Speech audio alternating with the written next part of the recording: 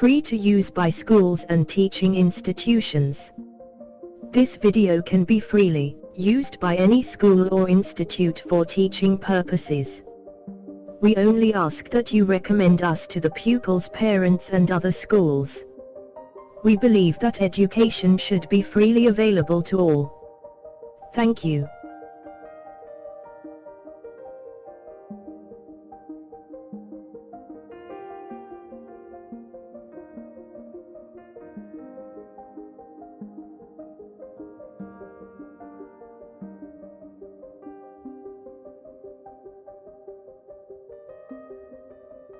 Let us start by looking at basic motion around a circle.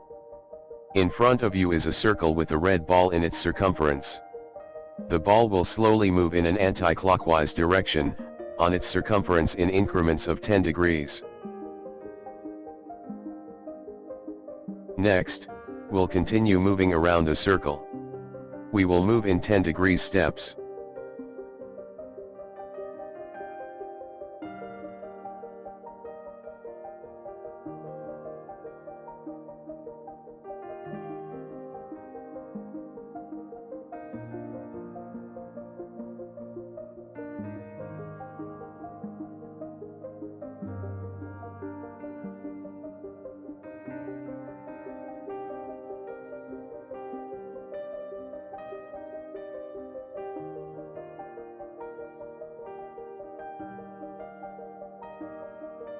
Okay, we've completed one revolution covering 360 degrees.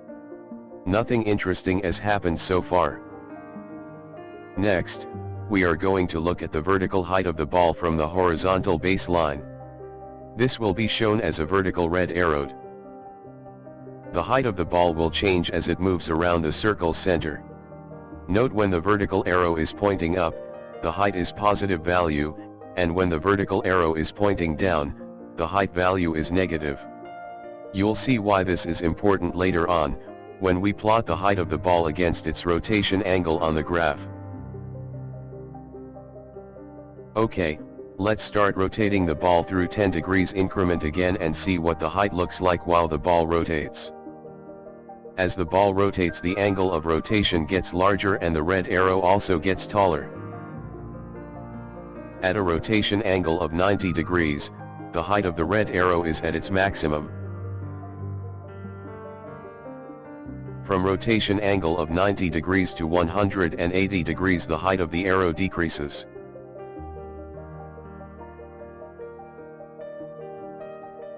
At rotation angle of 180 degrees, the height of the arrow is 0. As the rotation angle increases, the height of the red ball starts increasing in the negative direction.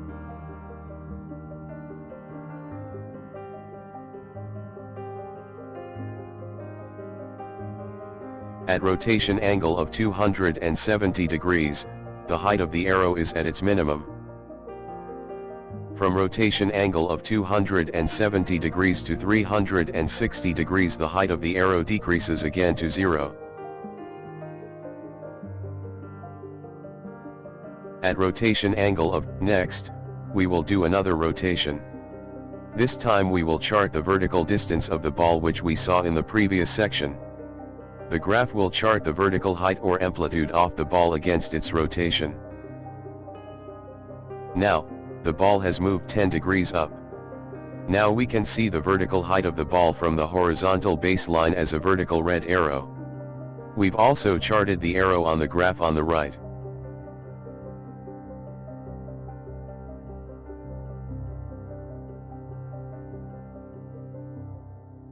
At 90 degrees rotation, the height of the ball is exactly the size of the radius of the circle, and that's the maximum height. We've assumed that the radius is 1 unit as shown on the graph. As we increase the rotation, you will see the height drop.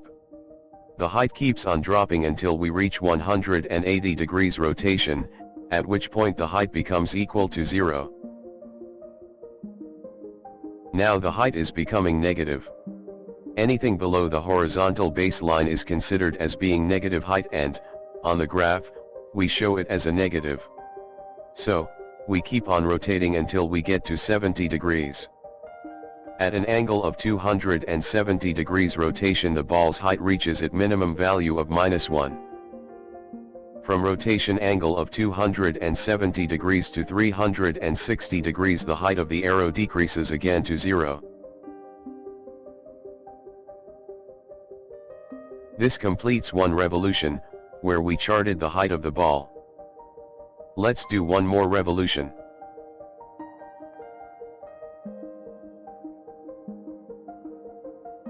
At 450 degrees we see a quarter of a sine wave.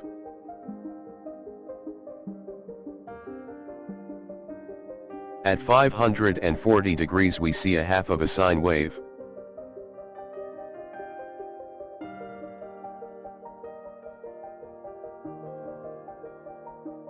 At 630 degrees we see 3/4 of a sine wave.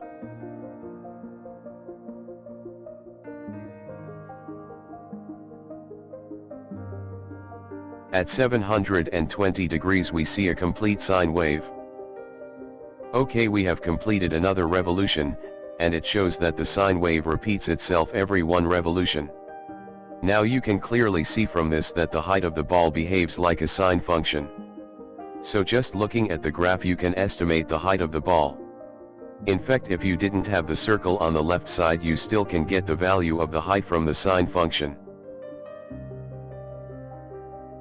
Next, we are going to do an analysis of the height of the ball and see if he can find the sine function somewhere in there. We will take a snapshot of the rotation for our analysis. We've taken the ball at 30 degrees, you could do this at any angle, but we have chosen this for our analysis. We will remove the graph for a while as we are going to do the analysis. What we have is a right-angled triangle. We have marked the arrow with some labels. Top of the arrow is labeled as B, and bottom as A, and we have given the height a label of H. We have labeled the center of the circle as O. The distance OB is the radius of the circle, also marked as R. We have marked the angle of revolution as angle theta. This is a common practice in mathematics. Next, let's see if we can connect the radius R, the height H, and the angle theta with some relationship. This is a relationship that you should have learned early on in your trigonometry. Sine theta is equal to the opposite side of the angle divided by its hypotenuse side, as shown. Next, we replace the text with their respective labels. Next, we replace the labels with simple labels. AB equals H and OB equals R. So now we can say sine theta equals H divided by R. Cleaning the formula, we can see sine theta equals H divided by R. We are interested in working out the height H. So, changing the previous formula gives us H equals R multiplied by sine theta. So, we can see the distance H is proportional to sine theta. This shows the height H is a sine function. This is exactly what we have observed. Next, let us use this formula and see if it gives the same values as our graph. We will test it with a few values of angles. We will assume R equals 1. Doing this will simplify our calculations. Now, the formula becomes H equals sine theta. Let's use this formula and work out some values and compare them to the graph, and see if our formula is correct. First, angles equals 0 degrees. H equals sine 0 degrees. Working out sine of 0 degrees gives our value of 0. We have marked the value of the worked angle on the graph. You can see both values agreed with each other. Let's continue doing some more values. Next, try an angle of 30 degrees.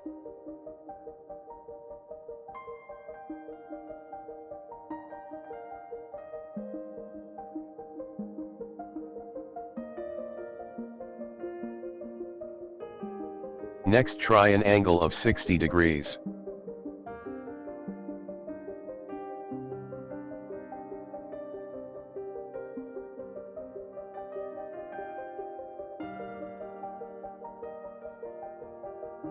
Next, try an angle of 270 degrees.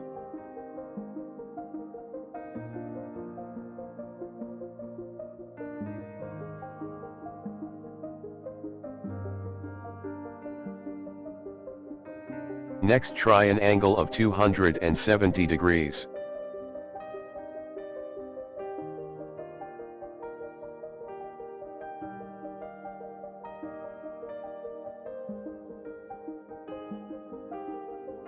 Hope you learned that in simple movements you can contain some complex functions. Life is full of such mysteries. This is the end of this lesson.